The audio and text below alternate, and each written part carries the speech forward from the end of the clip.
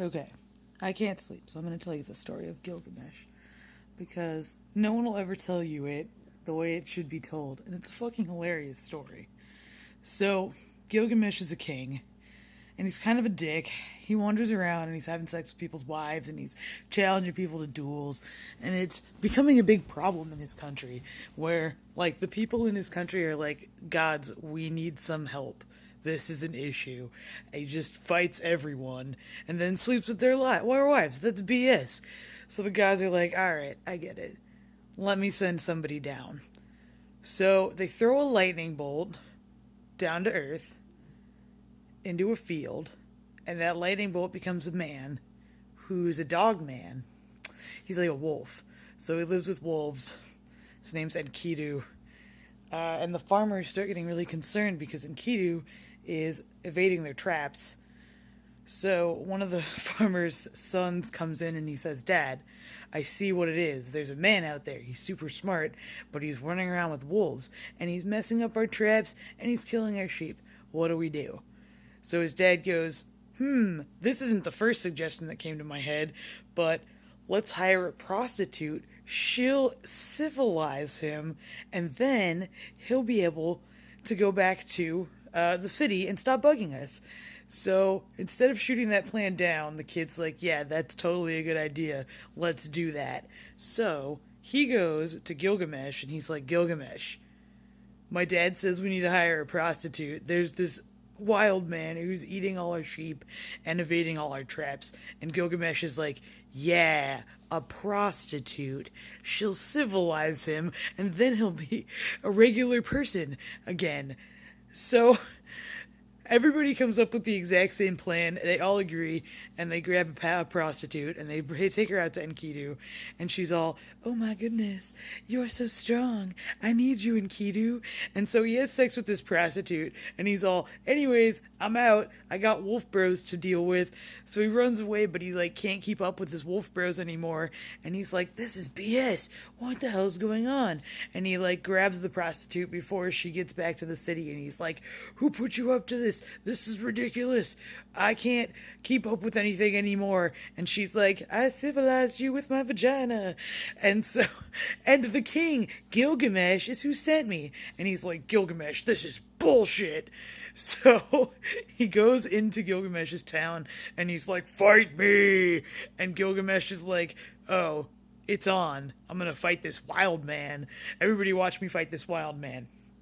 So they fight, and it rages all over the city, and they destroy a lot of property, and they're just beating the shit out of each other, and eventually they come to a standoff, and they're like, alright, I guess you've bested me, but I've also bested you, and now we're BFFs! So then they go on a great adventure together, and they're like, alright, Gilgamesh is like, now that I have a BFF, I know what we gotta do.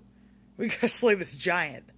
And Enkidu's like, that sounds like a bad idea. I don't know why we would do that. And he's like, no, we're doing this. We're going to slay this giant. It's going to be awesome. So they wander in, and they get to where the giant is, and Gilgamesh is like, I don't know if I can do it. And Enkidu's like, come on, dude, we're going to slay this giant. We're already here. And the giant's like, I can hear you. I have giant ears. So Gilgamesh and Enkidu slay the giant, which I guess gets them all of his logs? I'm not sure. I think that's what they wanted.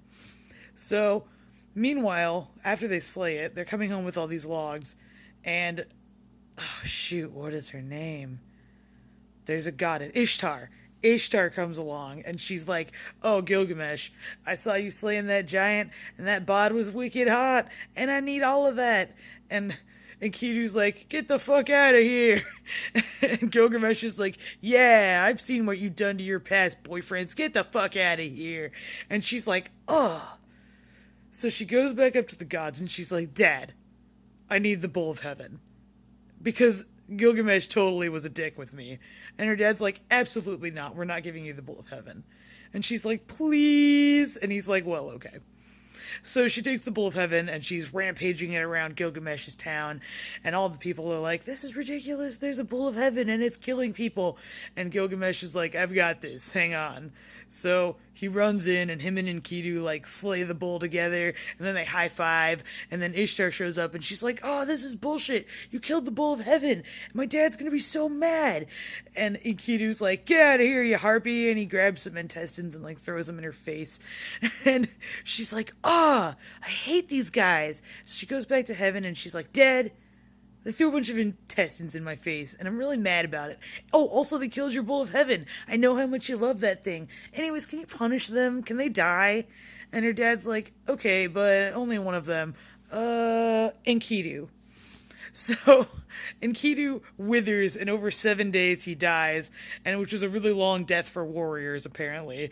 Like, he was expecting to die in battle, but then instead he was dying of a slow death, so Gilgamesh is all crying, and Enkidu's like, "Oh, everything sucks, and I hate this, and I hate that whore for turning me civilized with her vagina," and the whore shows up, and she's like, "Hey, that's not cool. Like, I gave you the best bromance in history, and I think that you need to give me some credit where credit's due." And he's like, "Yeah, you're right." So he's like, "Never mind. I take it back. She's awesome." So she leaves vindicated, and then he just like immediately dies, I assume.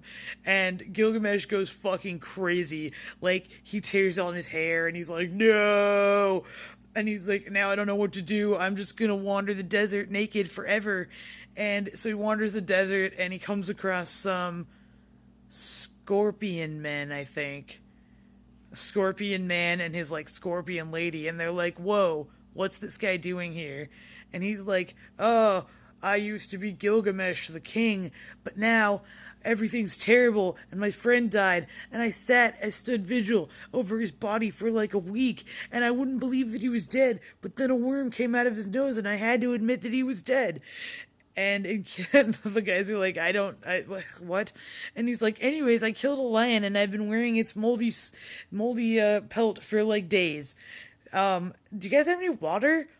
And they're like, "Okay, this is ridiculous.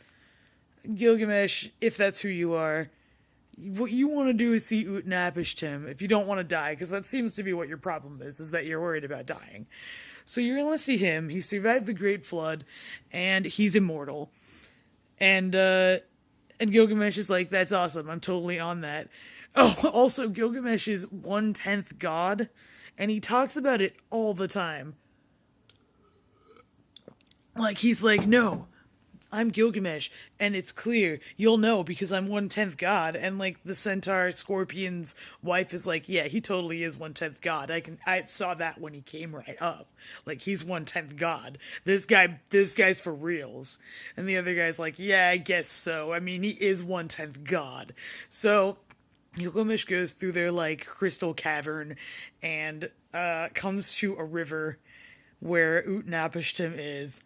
And they take him across the ferry to ut-napishtim's house. And ut-napishtim's like, "Okay, here's the deal. Like, this was a one-time thing, this immortality.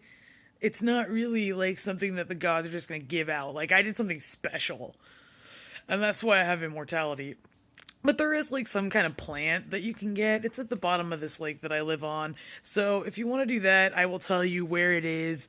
If you can stay up for 7 days straight." And Gilgamesh is like, "I'm Gilgamesh, man. I can do that. I am absolutely okay with that because my friend died and I'm still really torn up about it. And I've been wearing this moldy lion pelt for like ever, and my hair's all messed up and my skin feels like leather because I've been traveling a desert, and I'm 1/10 God, and I hung out next to his grave until a worm came out of his nose." And ut-napishtim's like, "By the way, also, you smell like shit, so I'm thinking maybe you should take that off and get cleaned up." So he's like, "All right, stay up for 7 days." And Gilgamesh is like, "I can do that," and then immediately falls asleep. So he leaves. He ends up finding the plant, but then on the way home, he, like a snake, he like goes to sleep, and a snake just like comes in and takes it. He just takes the plant out of his bag, and that's it. And then he goes home, and he's like, "I guess I have to face reality that death sucks." And then he was a better leader, and he stopped fighting people and sleeping with their wives. So, Gilgamesh.